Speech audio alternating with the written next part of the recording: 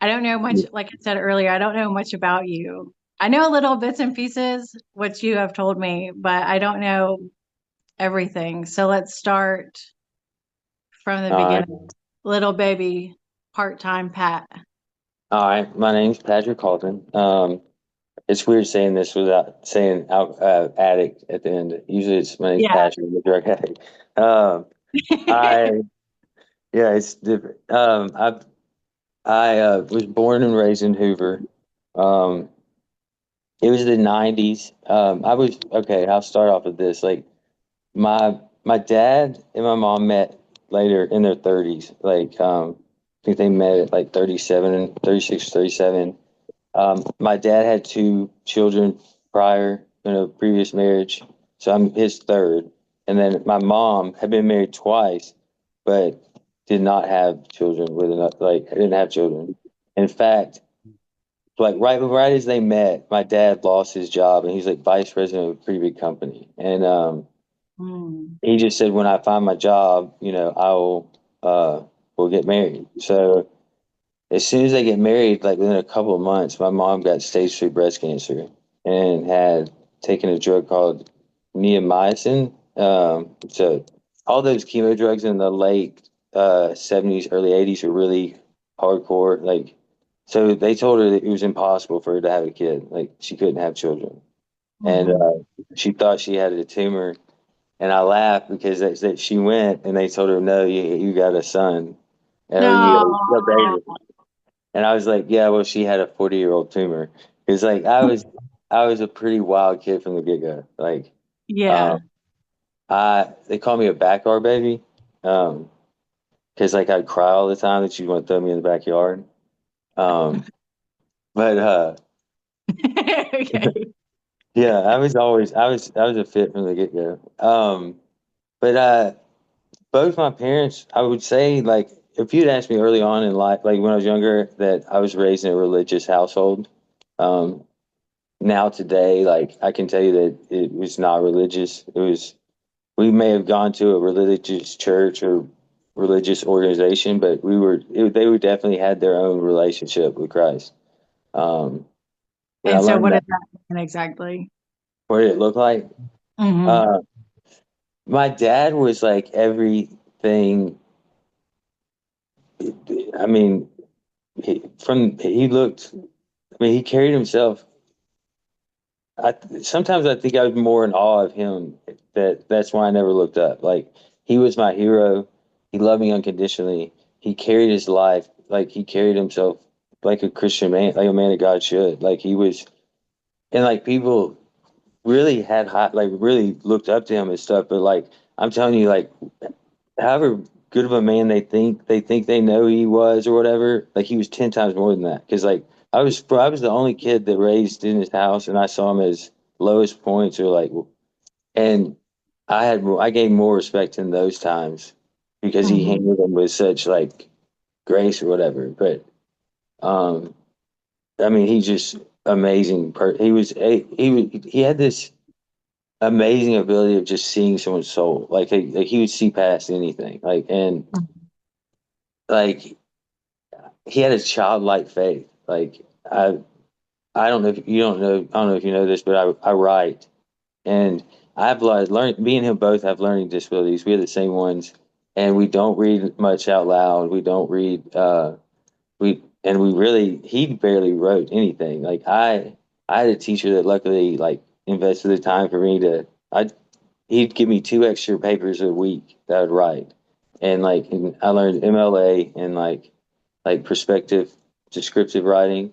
And I started writing because of my dad's love of telling stories and stuff. Like he every story was like an adventure. And like when you hear his stories, it was like you were involved. And like I would tell people that it's like the child that held so firmly to his faith. It came from the perspective of the child that held so firmly to his faith. Like he was just an amazing dad. Like he there was no good or bad experiences with me. Like because of my brother and sister, like they were never around or they were in and out all the time. Like just the fact that I was there. I mean, even like bailing me out of jail or something wasn't a bad experience. It was just an experience he got to share with me. Mm-hmm. Um, so that was cool. But like my mom and dad, I don't really know how they like got together or like stayed together or like I guess they both have big hearts, but they're both giving people and like my mom, she ran the torch for the Olympic torch in '96 for everything she did for breast cancer. And she has a Wow. special, yeah, she has a special shot for breast cancer patients. Um, and she was just known for well known, but like I think for me though, like it was harder to see her faith, um, because it was almost like I don't know if it was one was stronger than the other one or that she just had her issue her own battles, you know, like Mm-hmm. so I think a lot of her faith was involved in fighting those battles, Mm-hmm. you know, like because it would she'd be known for like her reputation for everything she's done at breast cancer, and then she would come home and like she just she tried her best. Let's just say that, Yeah. but like there was Yeah. it was dysfunctional, like very, and we were '90s kids, so we like raised ourselves, like me and my best friend Jason raised each other. And what's Mm. weird is like we never talked about each other's faith until like recently, like probably in the last 2 or 3 years. Okay. Um, That's good. but I I was raised up. Now when I was younger, like we were, I've been a country club kid. Grew up playing golf and stuff like that. Like in the summers, we'd be at the pool. Like I had a Mhm. pretty, on the outside, it was a very pretty picture of life. Like I was Southern Baptist, so like I just was raised up that there was two different worlds. There was like what happened in the home, and then there was what was out in the real world. Like what we showed the world. You know, like it was two completely things. Like and I people, get it. yeah. So Mm-hmm. many people thought we had like the perfect family, and then the yeah later on found out that wasn't so true. So Um, you guys were able to put up a good facade. oh yeah, definitely. I mean, and Yeah. my dad wasn't a really uh, my dad really was that, you know, so it made it easier. Like for me, I was, I was born Southern Baptist. I I was saved at 7, and like all I knew was like my grandfather his dad, when he walked, my dad was old fashioned, so he believed in walking me down there, but not just because to show support or to, be there one, but his role was to change. So he Mhm. believed that when he took me down there, his role from that day forward was to, trust in, have a new faith in Christ that he would take care of me, and have faith that that relationship would grow, and that he knew like he he knew that he's kind of putting a bullseye on my back to the world, So but his role was to not tell me how to live, but to just be an example. He only told me one thing in life: you is have a relationship with Christ, and Yeah. that's pretty much it. He never, it didn't matter if he's bailing me out of jail or what. He never told me how to. Like, and he supported anything I did. Like, if he thought it was positive. But something happened when I was 8, and it was by two different people, and it was over the course of a couple of years. But basically, my innocence was taken away, and so I'm sitting there, and as an 8 year old, it's hard to understand. Like, hey, how's this saved? Like I don't get this, and it went on for a couple of years, and then it stopped. And what's weird is I mean, one of the people were like somebody that I looked up to. It was someone that I cared, I cared Was about. it like a family member or a church Yeah, member? a Family. family member, mom, and yeah, this is a family member, and it made me. it made me question things. And I remember like around 9 or 10, that short little paragraph about, or the chapter about Jacob and wrestling God. And like, I just remember the only part I remember is that the dude wrestled God, and all he got was a limp. Like, I just thought he's, from then on, he was my favorite in the Yeah. Bible. And that's it's kind of interesting because like later on, like I'll get into that later, but I started really starting to kind of like question my faith. You know, I would Mhm. wrestle with my faith, but like when I Now, was 12, do what? oh, was Go. this person, this family member you're talking about, were they supposedly a Christian too? Oh yeah. Yeah. They still claim to be. Yeah. Um, and then that's the thing, like, that definitely affected, well, it affected the way I looked at Christ. It affected the way I looked at the body of Christ, and it affected the way I look at men in general, because again, like it happened again, similar, but it was actually worse, but it involved alcohol, and I was 12. And so this person was a part of the community and a part of the church. And like it made me rebel even worse. Like especially when that happened, the church like I was labeled a bad kid. We changed churches then. Um Mhm. and what's weird is I never told my dad who that person was, but it's weird he never liked that guy. And I And wonder, yeah, it's really weird though. But I know that sometimes I wonder if it happened to my dad because like he had a RA leader um, that got in trouble for that when he was a kid. It was his RA leader, so I don't know. And like so he I was older than your dad? do what? Who's over This my dad? this man was older than your dad. Wow. Okay. Oh no, older. Oh no, Yeah. the guy that he was younger. The guy that did it was younger. I was saying that like his when he was a kid and he was in Royal Ambassadors. That's the kind of like Boy Scouts, kind of like the Mhm. Baptist church, you know. And Yeah. like his little RA leader, he got in trouble for like messing with kids. And so I always wondered if like that's the reason some reason he didn't like this guy because he had it happen to him. Like I don't know, Well, but and also, and it could be also when you have the Holy Spirit living inside you mhm, and you have really good discernment, you know, you mhm. know who's real and who's not. So he might, so maybe it happened to him, but maybe you just Well, know.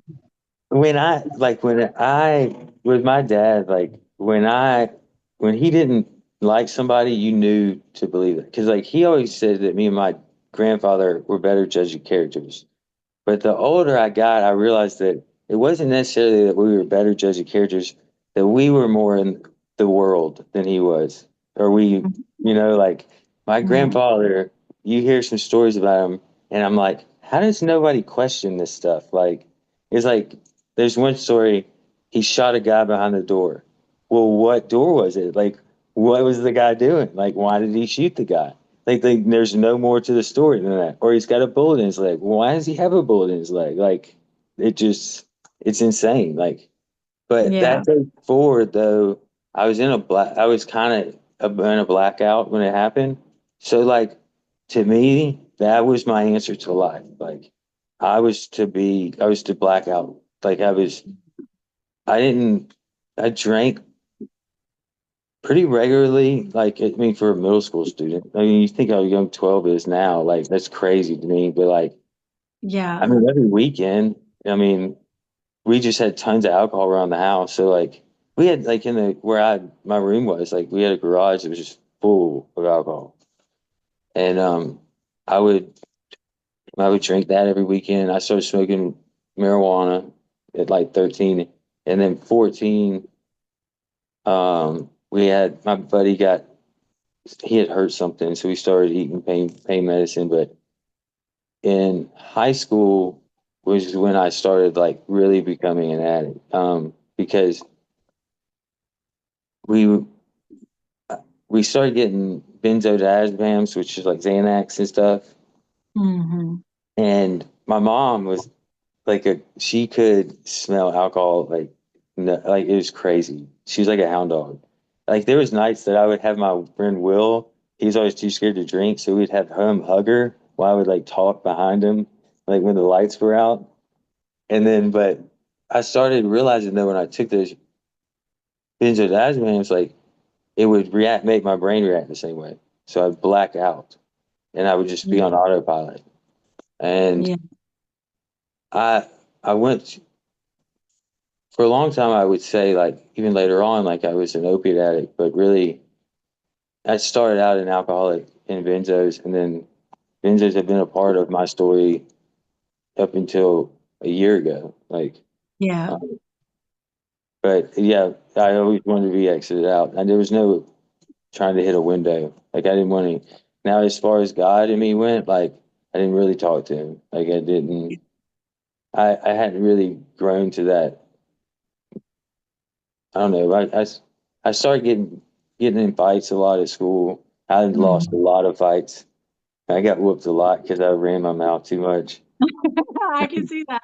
Yeah, and I Okay. was stubborn, dude. Like I'm. In middle school, you were just pretty much drinking on the weekends. And then in high school, you were drinking, but you also started taking like Xanax and stuff. So were you doing that during the week too? Oh yeah, I was. Oh, Yeah. all the time. Like I All was the time. either.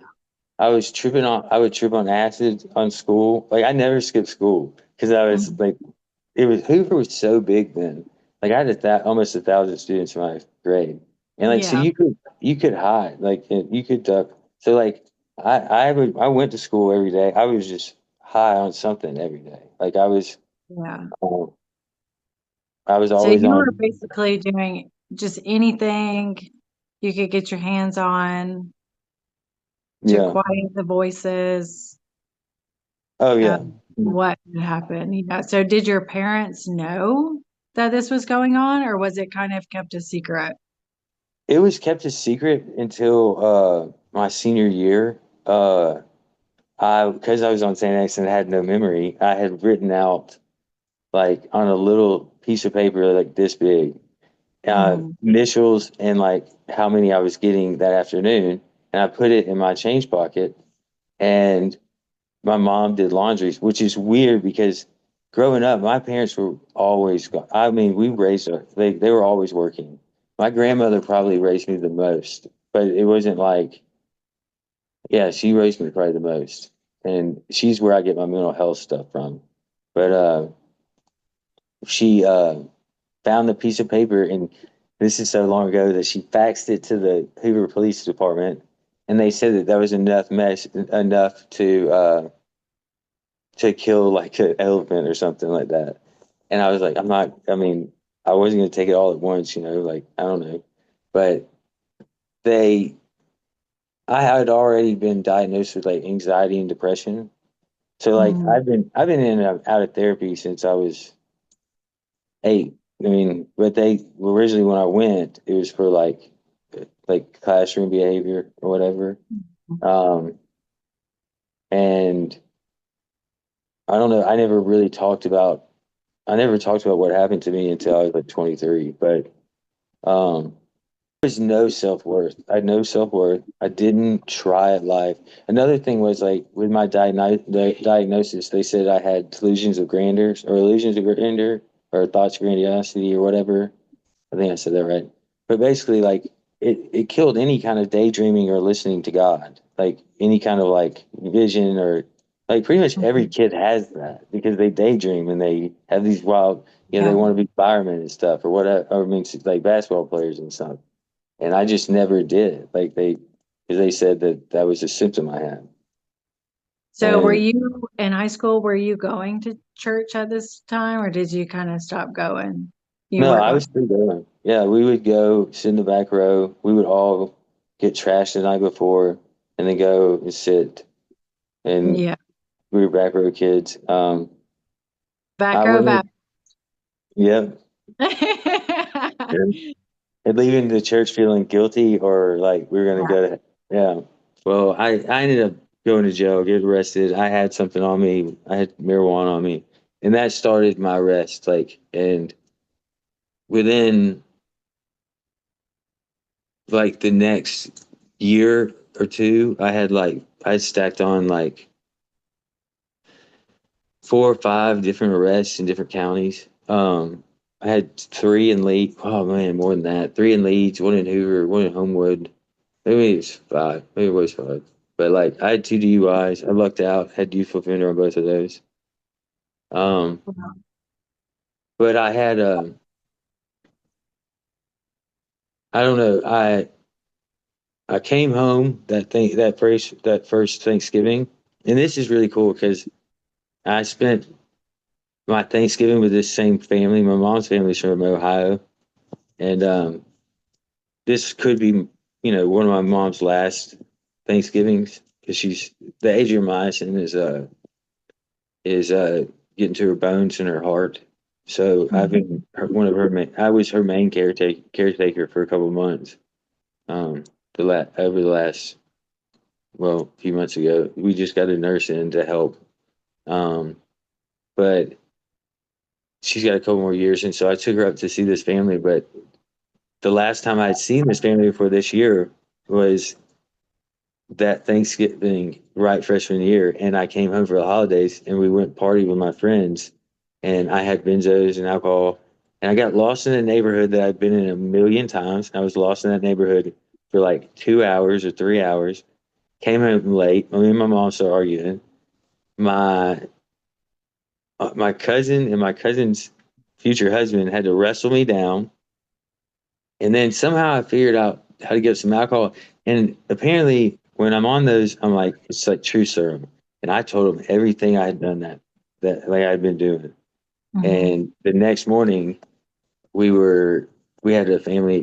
They had an intervention. That was my first intervention, and it was crazy because we were late starting because my sister was late to the intervention, and she was sitting in the intervention. And like my siblings have a large reason to why I ended up being able to get the drugs that I got Mhm. or progress. Like I looked up to them. I wanted, they weren't always around, and I wanted to be like them. And I wanted, so like, they were both hippie kids, and I wanted to be a hippie kid.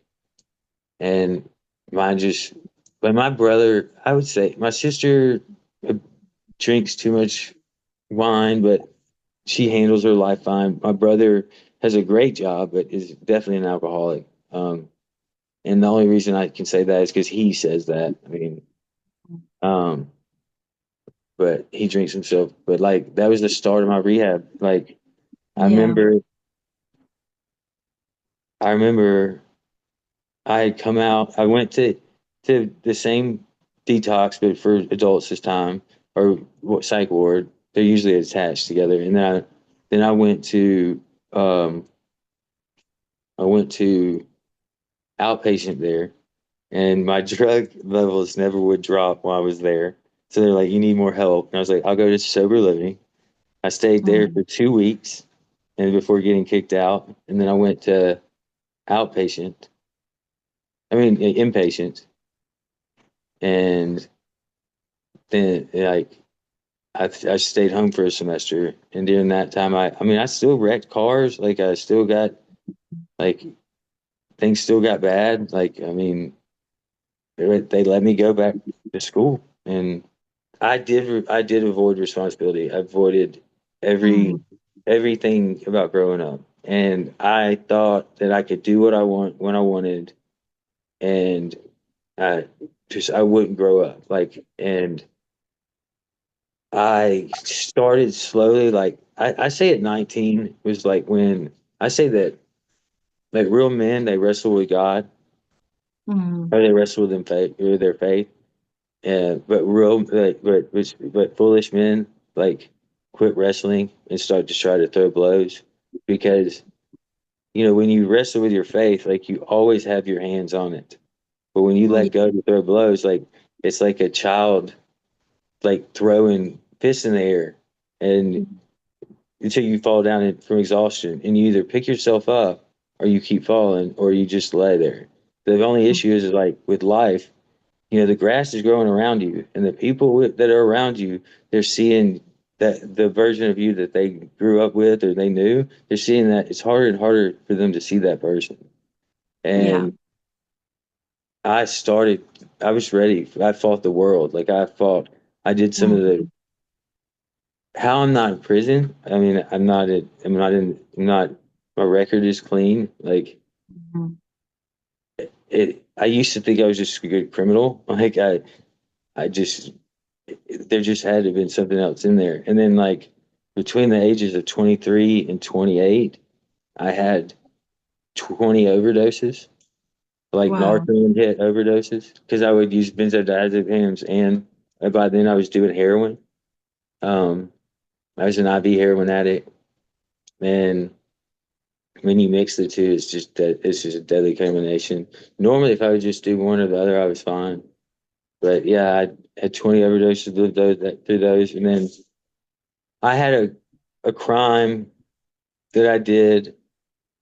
I never stepped in it. I never got questioned for it, never, but something bad, like it just went wrong. And there was a child in the room, and like the child wasn't harmed, but the child saw someone get harmed.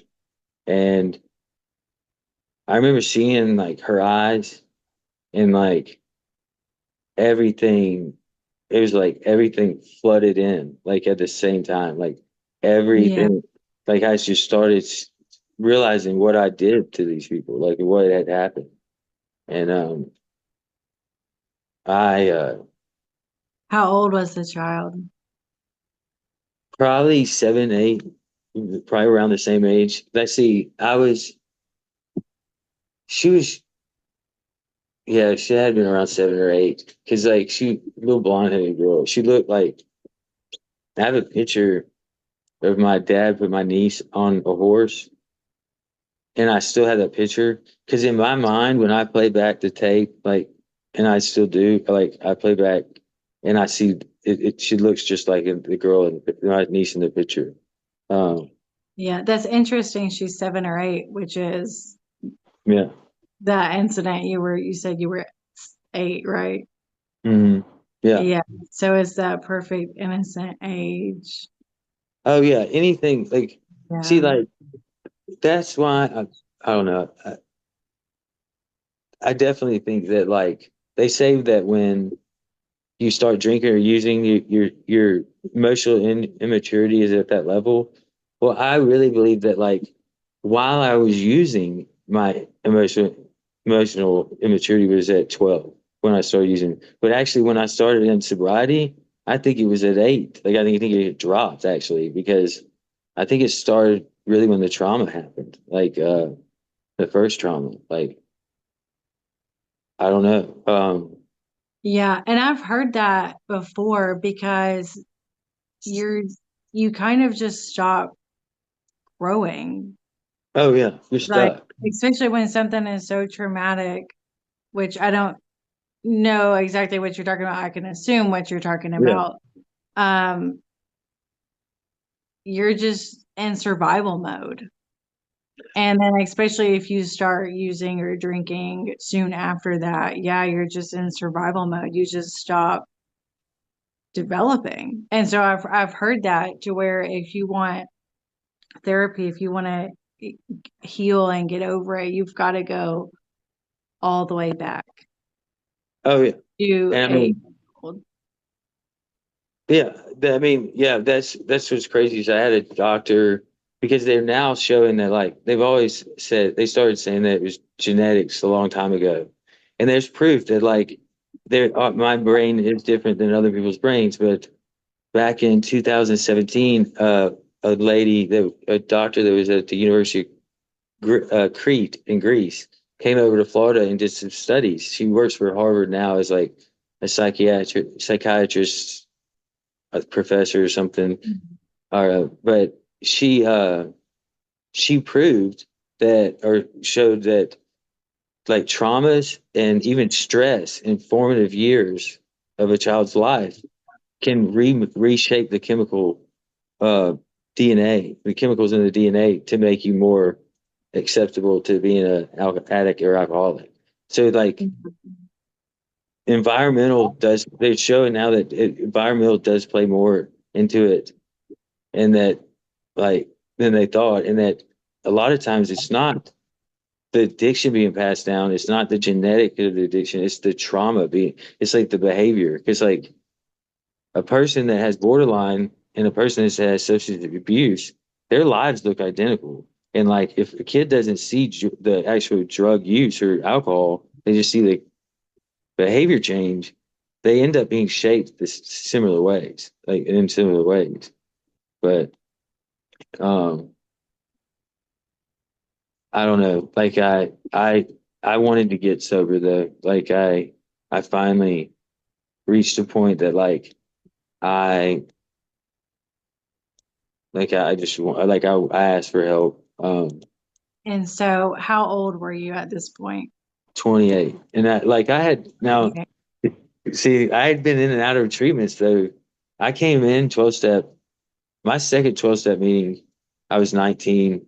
And I remember I would go, I was outside there, and this is important for later. That there's an older guy and I knew just enough rehab just to be dangerous. And I said, if I don't change my life, like I'm gonna end up with jails, deaths, and institutions, which is just a phrase they use anyways. And like he's like, no, son, like most of us are not that lucky. Most of us have to live through this.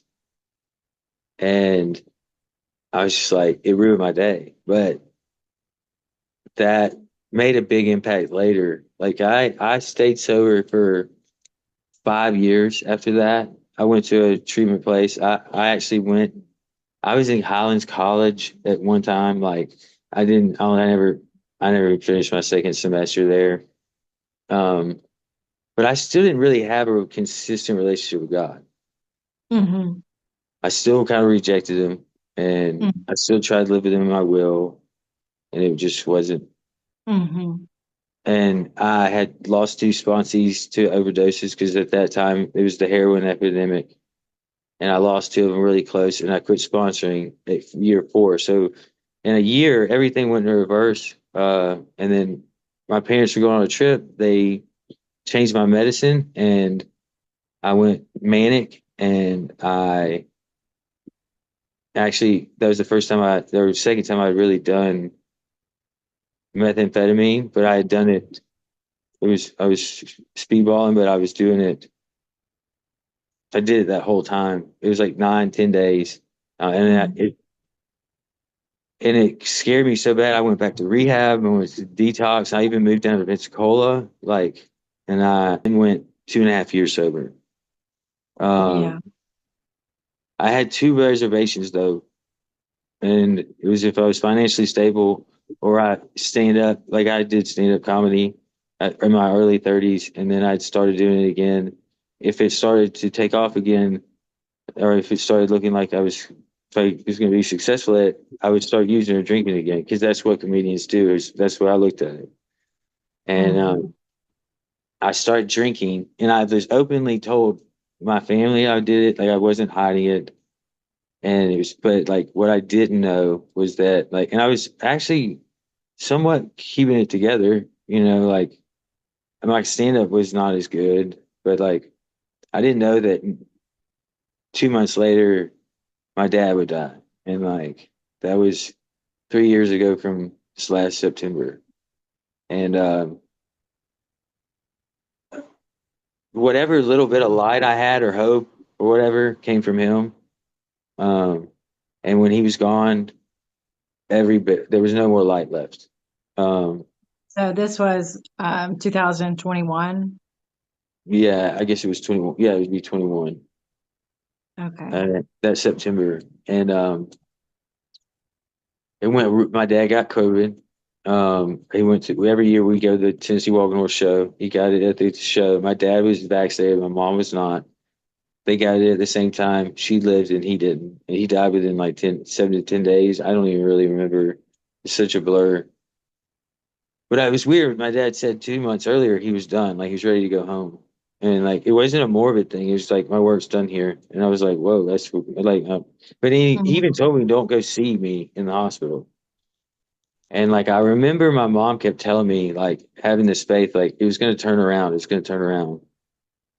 I could tell, like, it wasn't. And there was a time, like, towards the end, that they had the whole family go in and see him. And this is ICU during COVID. So there's a serious reason. Like, they said it was to bring up his hopes. That was for us to see it. And like, they said I needed a COVID test before I went. And I used the excuse I was in Aniston. So I used the excuse that I couldn't get it. So I didn't go. But my mom called me as she was walking in and she said, like, your dad, she's like, we're going in. I'll call you when he wants to talk or whatever. But I mean, it wasn't minutes later, like right away. Like, I kind of laugh about it because like my siblings and everybody's in there, and the first thing he does is like, "Where's Patrick? Give No. me the phone." Oh. And yeah, he's the only one that protected my sensitivity. Same to him and my best friend Jason. And he got me on the phone and like he started cutting up with me and like trying to make me laugh. He sounded great. And like I knew it was happening. Like, and because like I'd have to fight through the tears and like on the other end of the line. Because like before me and my dad went through anything, he would make me laugh and then Mhm. we would go through it. And so that was him doing that. Like that was I knew this was going to be the last time, really. And then the next day, unfortunately, my mom talked me into going with just me and her. And we went in and they had messed up a tube when they put it in and he was out of it and he was in pain. And like he didn't even see us walk in. I'm sitting on the couch and we locked eyes and he saw me just like I couldn't control myself. And Mhm. he was like, I heard you could hear muffling like from the ventilator. And I was like, he's telling us to leave. And the nurse is arguing with me. I was like, take off the ventilator and hear what he's saying. And she did. And he said, go, go, leave, leave. Because he didn't want us. He was more concerned. He was in so much pain, but he was more concerned about me and my mom seeing his pain. And so, Mhm. like, as I was walking out, I remember touching his foot and I said, it's going to be okay. Kind of like let him know, like, you can go. Like, and, um, I don't know if it was even 24. I guess it was about 24 hours later, a little over 24 hours later. I got a missed call, and then one of the next calls from my aunt. I remember sitting outside the driveway of the girl I was with at the time, her parents' driveway, and being told. And I've never had something like hit me so hard that it was like weight just took me to the ground. Like I couldn't stand. I was just she had to drive me when we went, my brother and sister were in there, my mom, and I said, when I got to talk to him, I said, Dad, everything's okay and everything's gonna be okay. I prayed the way I pray because of my dad. Like I never saw my dad for the longest time pray. Like he prayed every morning and every night. And well, every morning for sure. Well, he prayed every morning, every night, but he did like a prayer, like I call it prayer meditation. I don't think he really meditated, but he prayed. And he prayed out of Mhm. like three books, like a Max Lucado book, Pray God's Will for My Son, Praying God's Will for My Daughter. And the one for my son, he went through seven of them. And he prayed every morning for like me. But when I got older and they got this lake place, he would get up before us and pray on the patio. And he didn't know that a lot of mornings I'd go out there and I would watch him pray. And Mhm. sometimes it was like God was sitting right next to him. And it was sometimes his teeth were grit and he was talking and it was a normal conversation. And sometimes he was fussing about something to God or fussing at God. I don't know. But it was like the most real I've ever seen. Like it was like Yeah. God was sitting right next to him. Yeah. And uh like when I went 5 months, 5 more months of like just I was up in Anniston. My mom was away from me. Like we were not grieving together. I kind of abandoned her. And like, I remember one Friday, like I just had too much. Like, and I just wrote a Dear John letter and went back to Birmingham. And the goal was to, to end my life. And, can't ever really explain what happened that way. Like it wasn't like God was holding my, I'm not saying like God was keeping me from doing it, but I really wanted to do it. And I can remember yelling and screaming and crying to just do it. And like, I don't know how many times I tried it. And then Monday I wake up and I'm like, I guess I'm going, I guess I'll go to the hospital. And I went to detox. You were trying to overdose and die. I had a gun. I had a Oh, putting a gun to my mouth and I just could not pull the trigger. Uh, I don't know why. I wanted to so bad, but I just couldn't do it. And I don't know.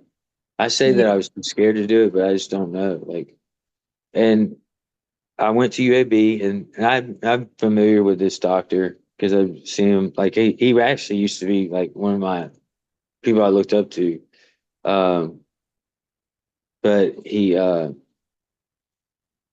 said, I don't know how you got. I had seen him like 8 months, 9 months before, and he's like, I don't know how you got this much worse in 7 months. Like, I mean, like, because then that was just for medicine, and then I mean, I was on substitute. It was just because the first last time it was crazy. Um, I was there for 4 days before I woke up, and I woke up on the normal floor I was on because they had me shot. They had put the shot, Thorazine or whatever kind of shot they use now to put me out, and I just woke up, like came to in there, and that's when like God's like things start really changing, and I don't know if it was what it was, but like they wanted me to go to this sober living somewhere else. They let me stay 21 days there, which is way longer than normal. Like they, I got this lady, the only lady I trusted in the hospital. Like she was a peer support specialist, gave me this number to sober living, which is out from under.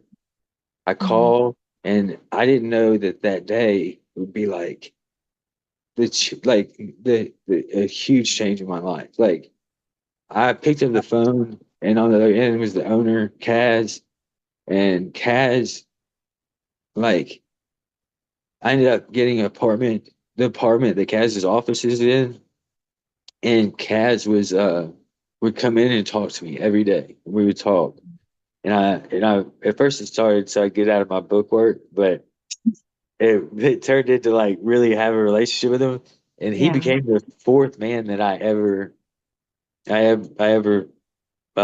trusted. And Yeah. I had my dad and then like a guy named Shaq. He was friends with my dad. He went to the same church. I didn't know he was an alcoholic. In that meeting and after that, that old man said that to me. Jack, I saw him in that meeting. Jack ended up losing his battle to alcoholism and took his own life. And from that day forward, like I always said, I would get back up. And so I mean, I give him a lot of credit to why I'm still alive. And then my best friend Jason, we had a falling out at 23. We didn't see each other for 15 years, and then when my dad died, he showed up and it was like we didn't skip a beat. Um, but I started trusting Kaz, and then within 5 months, I started getting sick, and I would throw up every day for a month and a half, and it looked like coffee grounds.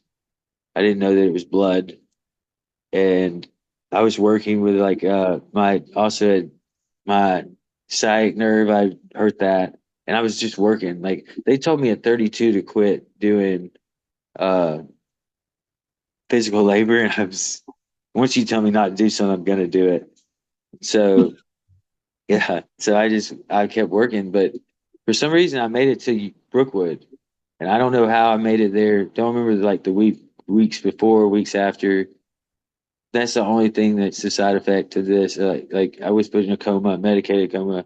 My memory is still kind of, or I hit blank spots every now and then. But other than that, like I have no residual effects. But I had pancreatitis, uh, and they gave me 100% chance. They 100% chance I was not going to make it. I was going to die. And like, Wow. no, yeah. And this is like, I had to tell my mom. My mom, even when my dad has gone, like they were just waiting for him to flatline. I had to look at her and be like, "Mom, he's gone." Like that was the hardest thing I ever had to do. And then she Hmm. turns around and next August and has to go through that with doctors saying he's dead, and he's going to die, and preparing him. They did last rites on me twice, and they even took the chair out of the room, the guest chairs out of the room because they were tired of looking at my mom, or they were set like they couldn't handle keep watching my mom in there. They just it was weird. And sure enough, like the doctor comes in, he goes, I was on dialysis, they were filtering my blood, I got septic, I'm on a ventilator and a trach, and they said that uh he came in and said I need to do dialysis in the morning. And so she came back and she would like sleep in the like lobby. She would like find a way to sleep there at night when she wasn't supposed to. And like she said the next morning the nurse set everything up. She goes, I'm not gonna hook anything up until the doctor comes. And she's like, okay. And the doctor comes in and he's like, he doesn't need dialysis. I swear he needed dialysis last night. And she goes, like, he just doesn't need it right now. And she was like, no, he doesn't need dialysis ever. Like, they said that if I had gotten out of bed, I would not walk the same. I would never be the same. Probably would mentally be the same. Like the Hmm. bare minimum was I would not walk the same. And like, but like I was going to be on dialysis and I'd be a diabetic, and neither one of those happened. Um, I So what came was to wrong with you? it was pancreatitis, and they still don't know why I got it. I mean, my best guess would be like past use, and it just over time got to me. Mhm. But the pancreatitis, I mean, and I came to, and like I could not walk. Like because I had atrophy in my legs, really in my whole body, and like the only thing that my mom recorded everything. The only thing that I've seen is like the first time I stood up, a 78-year-old woman stood me up with the belt. Like I had to have help standing up. Yeah. Um, and I stayed there for a couple of weeks and then got out. I got out. On my birthday, we went to go get my medicine. I collapsed. Spent my birthday at UAB because I didn't want to go back. I was afraid they were going to put me back in the hospital. So I went to another, Yeah. maybe that will work better. But I got out and I went back to OFU, and those guys like took care of me. Like they got clothes that fit me, and like I had to speak somewhere. Like those guys dressed me literally. Like I mean, I looked fly like that. They did my beard for me. Like, and I mean, it was weird. Like, but it was kind of awkward because I was at an AA meeting and I'm still on pain medicine. But by technicality, it was prescribed to me. So like, that I'm within the rules. But I'm Yeah. sitting there like talking, telling my story, itching, and like, yeah, Yeah. yeah. Yeah. It was a little. I killed it that night, but I Okay. mean, yeah, I was itching a lot. But I ended up. I was still in there. And I remember though when I woke up from the hospital though, like I I woke up and I remember the nurse telling me like 100% like you know you were 100% supposed to die, and I was like, here are you've got to be kidding me. Like I remember me and God we me and God, it was not pretty. Like I had it out with him, and I had it out with him for a long, I mean it was like a daily thing. Like are you kidding me? All these moments you want to die and you just can't Yeah. die. You're not gonna No. die. You No. can't. No. And it's Yeah. frustrating because like, and I remember Yeah. because like, well, it felt like, well, once I quit throwing my temper tantrum, the first thing I thought about was like what that old man said Mm. about you're gonna keep having to live through this, and like Yeah. now, and like, and also it was like I kind of had to look up too. Like, what scared me was like I started to realize like I may not be physically dead, but I'm spiritually dead. Like, Yeah. and I can't imagine having to live another 40 years like this or 30 some years like this or whatever. Mhm. And so like I was talking to him, but I mean like it was still a lot of fussing. And like I got out and then I kicked the pain meds in sober living, but then like I wasn't going to meet I couldn't go to meetings or anything. So like I had no support with that. I was stuck isolated in my room because I couldn't really move good. So like I ended up relapsing on some Delta 8 thing for like a week or something, and they kicked me out. Well, I went back to OFU, and I remember I still had the same sponsor, and I called him and I said, "Man, I don't know what I'm doing, but if I don't do something different, I'm gonna use again. I'm gonna get high again."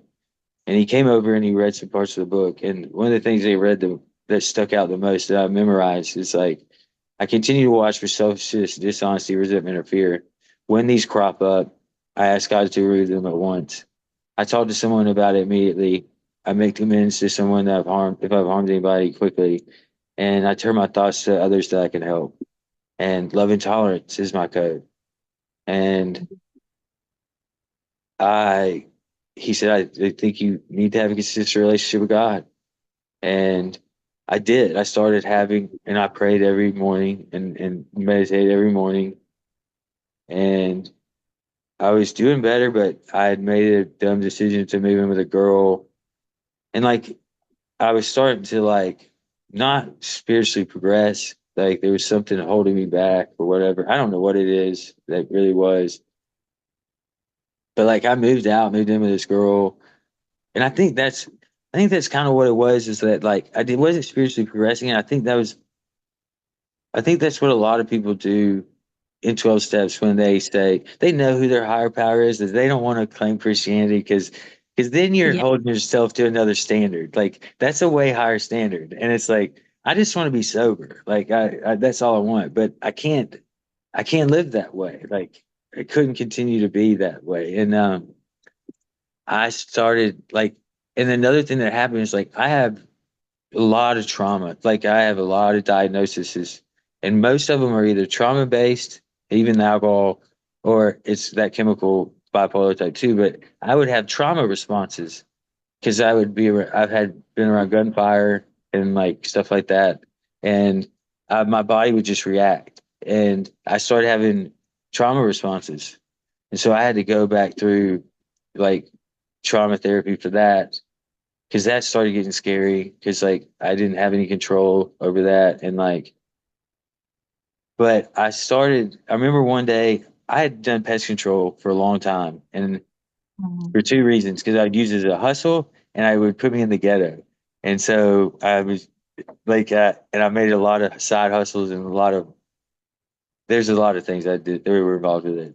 They were illegal. And I I got rid of that license. I let it lapse, and I'd had that thing since I was like 19, 20, or 19, or Mhm. 20 years old, and because I wasn't going to do anymore. And I get off with Stanley Steamers, and I'm driving to do a pest control job on the side, which I shouldn't be doing, and I'm going around a turn on Shades Credge Road, and I hit my car hits, and I shattered my knee. Like I didn't know it at the time. I just knew it hurt really bad.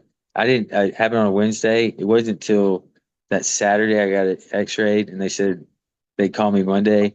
Monday morning he said come in immediately and I saw my picture of it.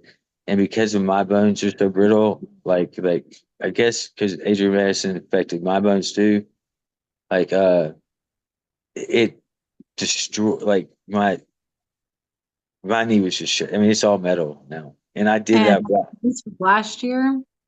This is April of this year, this past year. Like, I just now hit this, the 28th was 13 months of sobriety. So it's taken me, I lost 5 years, I lost 2.5 years. And then over the last, since my dad, like 2 months before my dad passed, I'd get almost to a year and I would mess it up or some way. but I Yeah. still was holding on to that relationship with Christ. I still was praying every day. It was like working Mhm. out. Like, when you work out and you don't see the results, like I did it forever and not feeling anything, seeing anything. But Yeah. but all of a sudden, like I get stuck in my room at my mom's house with my shattered knee and I can't really get around Mhm. and I don't watch TV and Mhm. get on watching Jordan Peterson and start listening to that. And I start praying, meditating. I get up at 5:30 like I would for regular work, watch Mhm. prayer meditation, do prayer meditation, go back to sleep, wake up, do prayer meditation again. And it was like something started changing in me. And I thought I was going crazy. It sounds weird, but it wasn't. I was like replaying and going through things like, but it was like that. It was like God was a part of it finally. Like God was a part of the process. It's like in church, I learned it is pray without ceasing. In the program, we say it's God consciousness and whatever. And like the sponsor that I had found, like that I had at this time, that I still have now, he's the first one that I ever felt like God called me to go to him. And the first thing he said, he's like, I don't I don't want you to work on the steps yet. I want you to work on your relationship with God. And I was like, okay. And what's really weird is one day he goes, what do you think would happen if you turn your will and your life over to care God as you understand him? Mhm. And I said, I sat there for a second and I kind of like, light bulb went on. I kind of smirked. I laughed. It was like, I'm going to be okay. Mhm. And like, I don't know, like that put me at ease a lot. Like, and I remember that's what I told my dad, they'll be okay. And like, I lied every time. And, Mhm. but since then, like I've grown, even since I've had a relationship with him, even with the slip up or whatever, like I've grown more as a man than I have any other time in my life. I view life differently. Like I don't see life as highs and lows. I just see life for what it is. It's just life. Life, it's life and we're human, so we're in trouble. Like, and I feel like, yeah, we have free will, but to go free will is kind of dumb, like it's kind Mhm. of a trick. Like, I mean, not really a trick, but I mean, like, for me, I'm the type that if I go free will, it doesn't go well. It never will. If I, it, and I started realizing too that like that relationship with God started in the bed, not when that sponsor said that to have a consistent like it. I thought I used to tell people it started that day that I talked to him, but it started in the bed and it was ugly. And when I talked to God like my dad did on the front porch, and I my view of God has changed. It, originally it was like hellfire brimstone, then it was more like my dad, but eventually it turned into like my grandmother. To me, like I talk to God, I fuss. Sometimes it's like I'm fussing about it, but I do it. But I'm gonna whine the whole time I do it. And Yeah. Well, and I think that's important too, because all God wants is a intimate personal relationship with him. He knows our innermost thoughts. He knows our heart. A lot of people try to hide that from him when they're praying, yeah, But when somebody can be open and vulnerable with God during prayer, um, it's like a friend, right? If you have a uh, superficial friend and all you say, oh yeah, everything is fine, everything is good, but it's not, well, that's not really a relationship per se. You know what I mean? It's very yeah. surface level. And so I think when you can get honest with God and voice your frustrations or your concerns, I feel like that's when like you're really connecting on a Oh, intimate level. So that's good.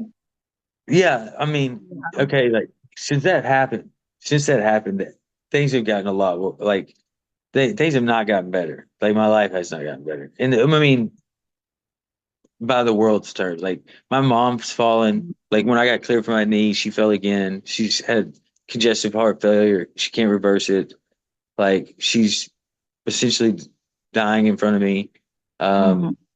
But yet I'm able to show up and step up and be there for her. And like, but like the thing is like my experiences now are not good or bad. Like they're just opportunities. Like Mhm. they're opportunities to grow or to learn or and like Mhm. if they're less because usually they're lessons and only through Christ have I really seen that I've found a way to learn from those lessons. Before it was just a constant lesson over and over again.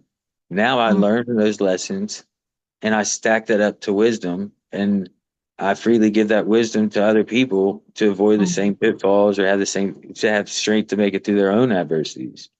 Yeah. And my life changed, I think, when I started to realize that I went through a panic moment where I thought my dad didn't tell me enough. And that I realized in a conversation with a guy that went visit me every Friday when I was in the hospital, both Mhm. days.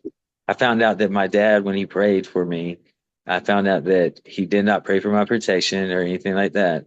He rejoiced for my return before I ever returned. And then I also realized that, like, I know where he's at now. I'll get to see him again. And Mhm. that until that day, I'll make him proud. And, Yeah. like, my goal in life, like, really is to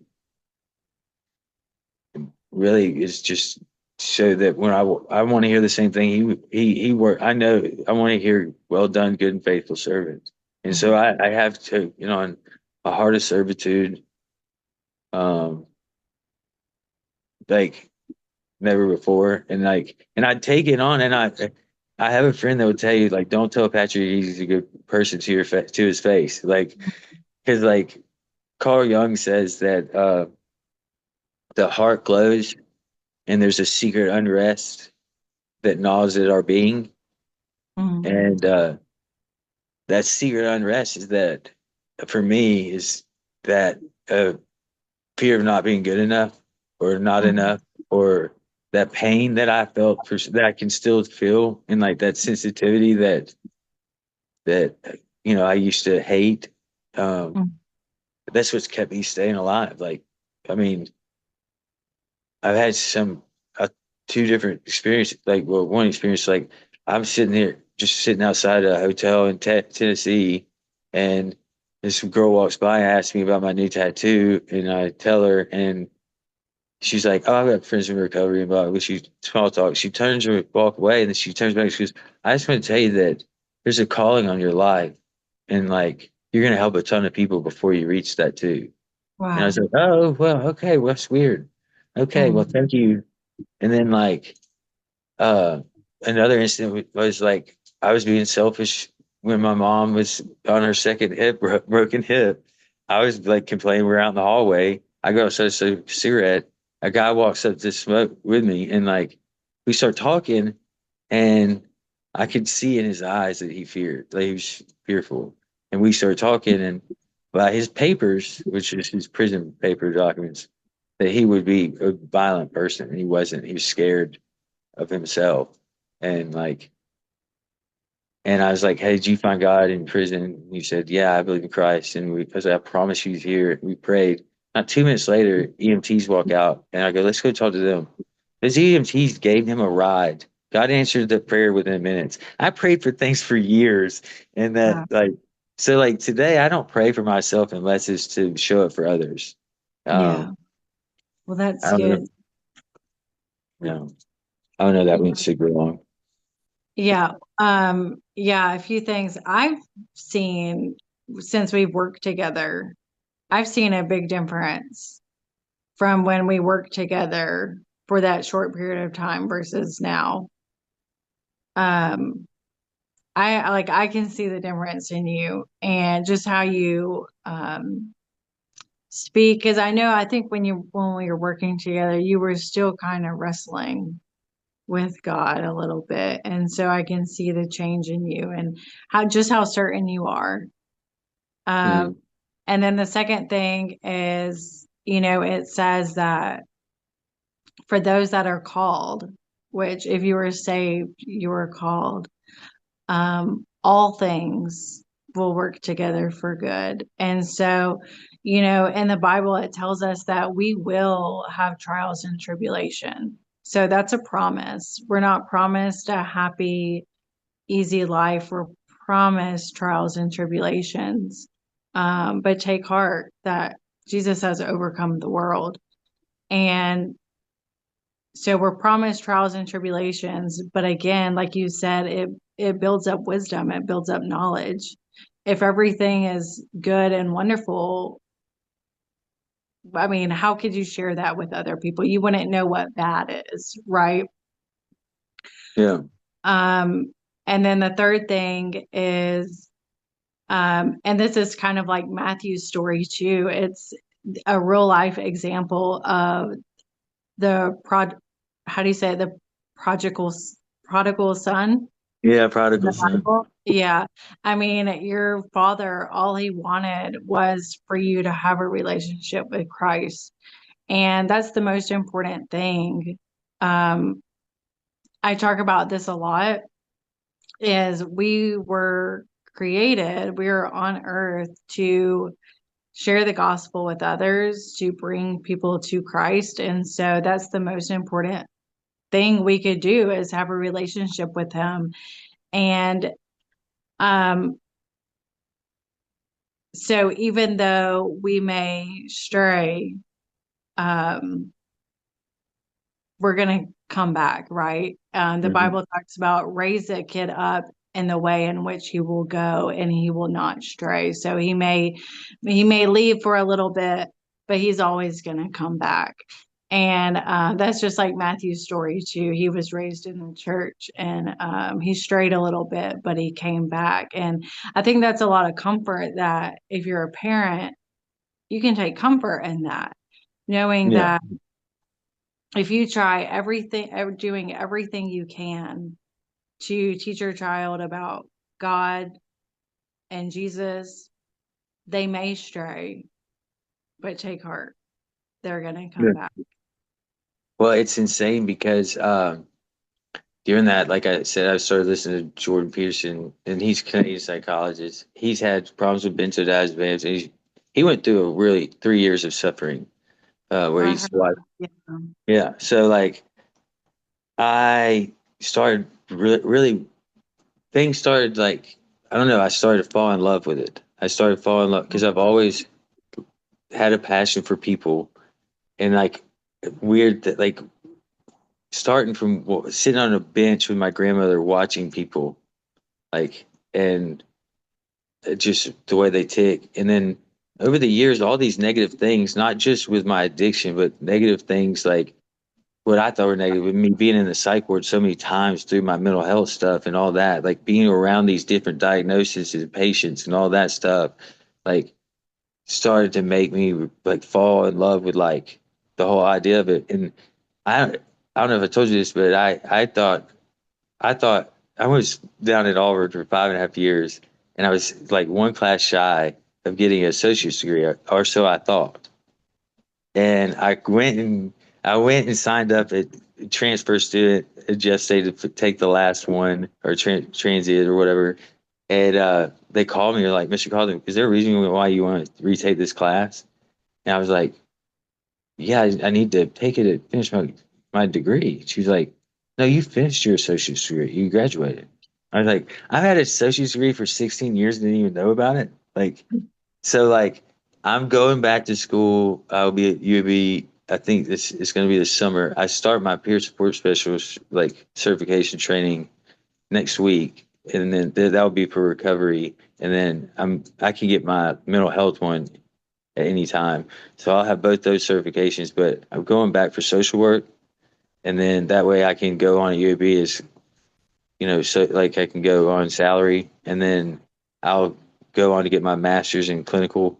So I can be clinical with it. And then the goal is osteopathy, like osteopathic medicine. I need to get better at saying it, But yeah, like it's basically like holistic medicine, but Okay. doctor driven, like full body.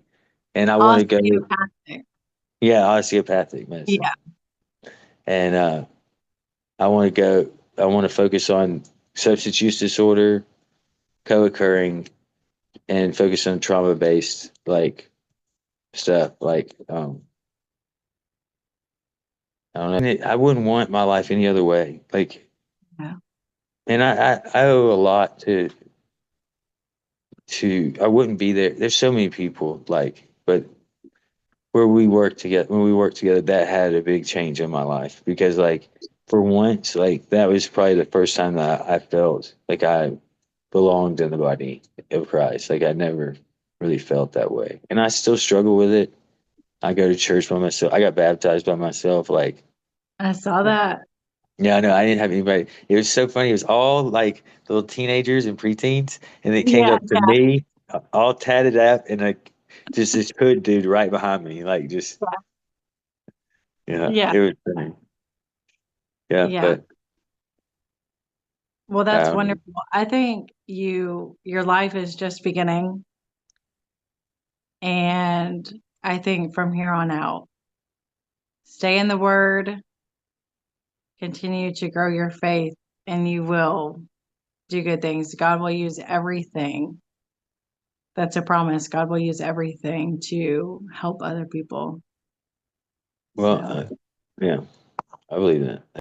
I think I never realized like, we're raised to be rough and tough and all this stuff, and like to be some of the strongest times in my life was showing love to somebody, and just how important that is. Like, I think that the most real thing on in the world is like pain. Like, you can't argue pain away. You can't. That's what Peterson talks about. Like, but the only thing that can defeat pain is love, and God is love. Like, well, I just had to accept it. Like, acceptance was the key. Like, everything. Like, yeah. and my friends say I'm crazy, but like now I pray. It's kind of like praying for patience. I pray for all of life, and they say that's crazy. But when I say it, I mean it. Like, I mean, give me all of Mm. it. Yeah. So, That's good. Aw. Look at you, Patrick. Aw. All grown up. yeah, I know. I can't believe it. Like All my grown up.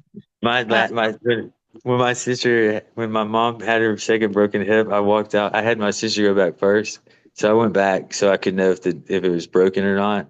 And then mhm. I come back out and I told my sister, I was like, all right, so it's about to rain. It's Friday night. They're about to get busy. Let's go get her clothes, and then I'll get her car. I'll come back. You can go home, and I got this.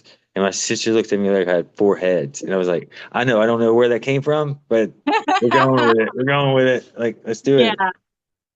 But yeah, so Well, thank you for talking to me, Patrick.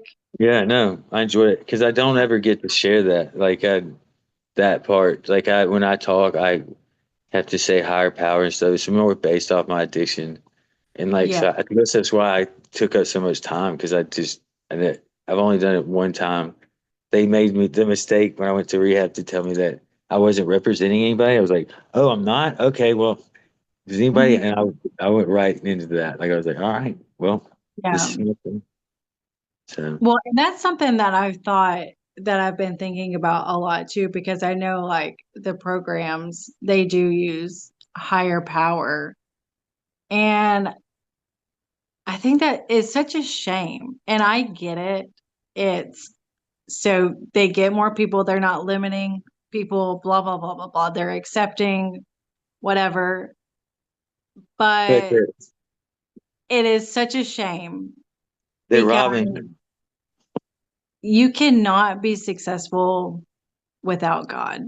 That's what I truly believe. And like yeah, they're robbing people.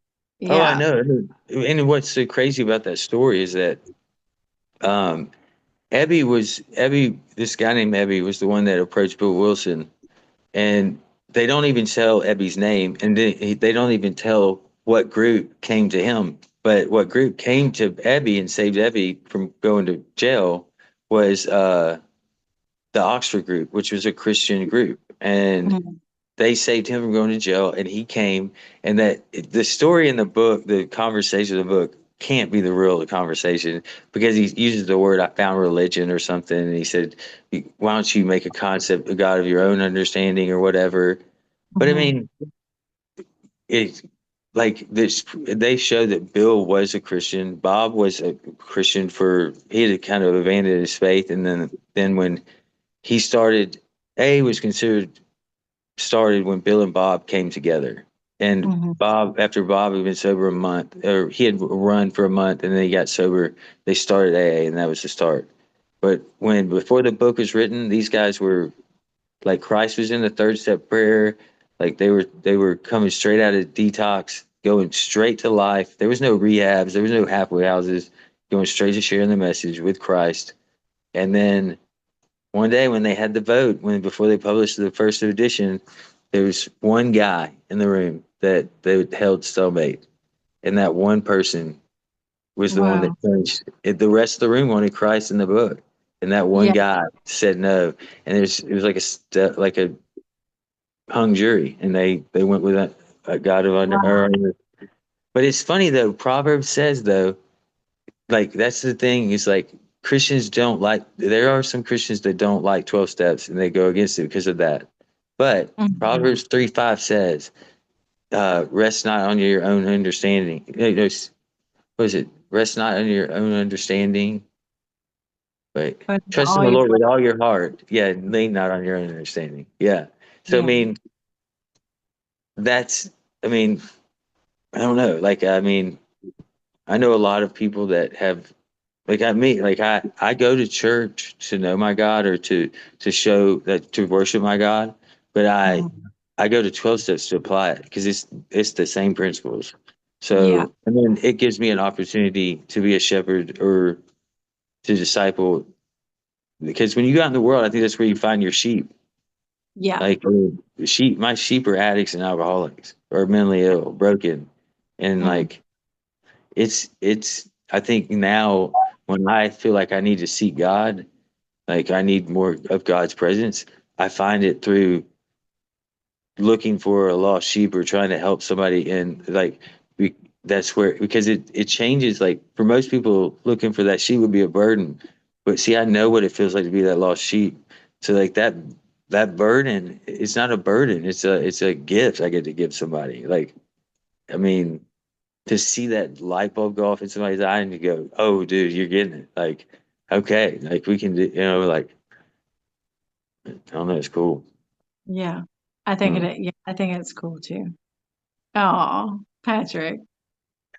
Oh, I know I well, told you. do what? I know I told you you're off. No, you are completely fine. Well, I enjoyed it. Yeah, Um, I did too.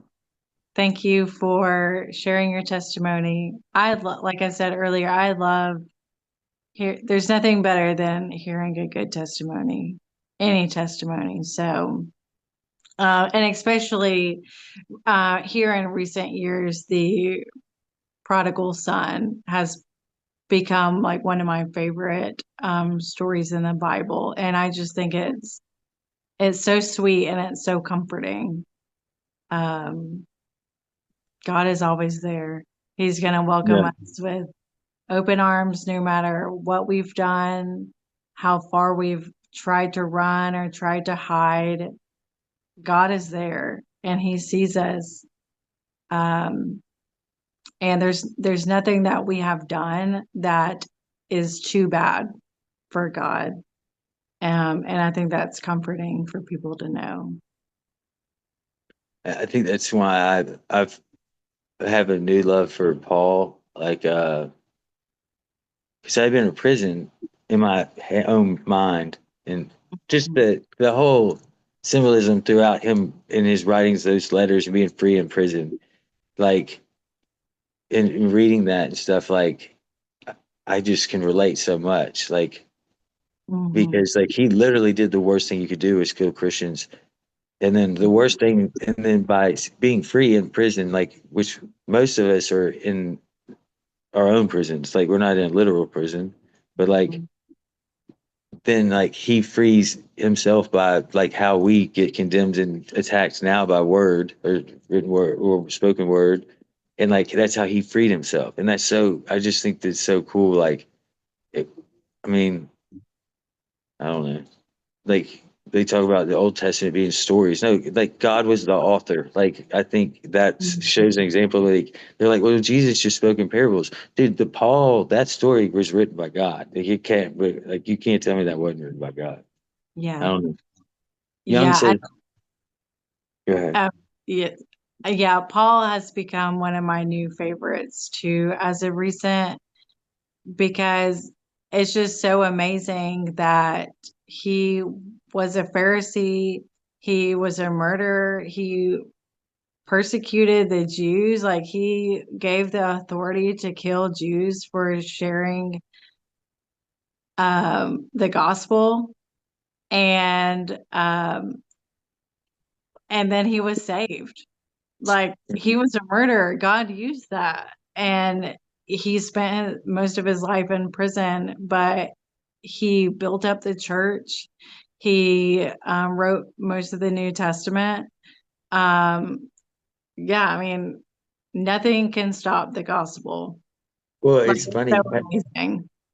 No, it's funny. You know Shia LaBeouf, the actor? Yeah, Did you know he's Catholic now?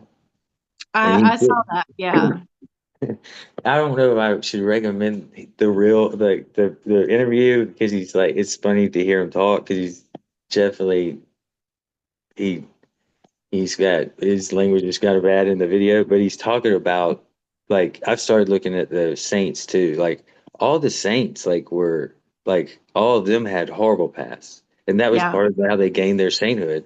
And like it's funny, looking up all the saints, I found out that like the saints of drug addicts or whatever, Mhm. John Paul what I don't know which one it was, the second or third or whatever, that in 1982 that would have been like when my mom had cancer. Like Mhm. he became the saint over drug addicts on October 10th, which was my birthday. Isn't that weird? Interesting. Yeah, interesting. Yeah. Um, yeah. I don't know. It's life's good. I don't know. Yeah. It's weird to say. Yeah. You'll get used to it. Yeah. You're about to be living the dream, I Patrick. know. Living the dream. Yeah. It's weird. Um.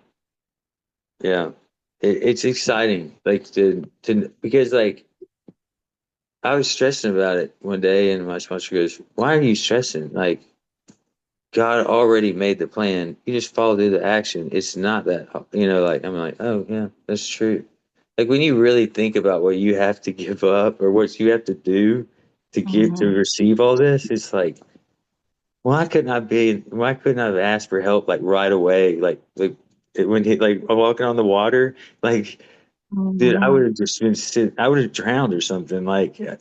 why didn't I just call for help right away? Like I just had to like go through suffering for a while.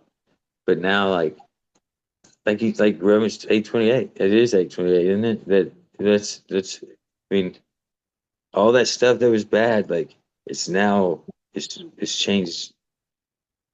Yeah, it's something I use for good. Like I mean I use it to qualify myself and yeah. You How's say that? you're done? Okay, Patrick. Well, thank you. Yeah, no, thank you. I enjoyed it. I enjoyed it. I'll send you the link once I upload it, okay? Okay, sounds So good. you can watch it. All right. All right. Well, thank you, Patrick. You're going to do wonderful things. Just Thank keep you. on the right track.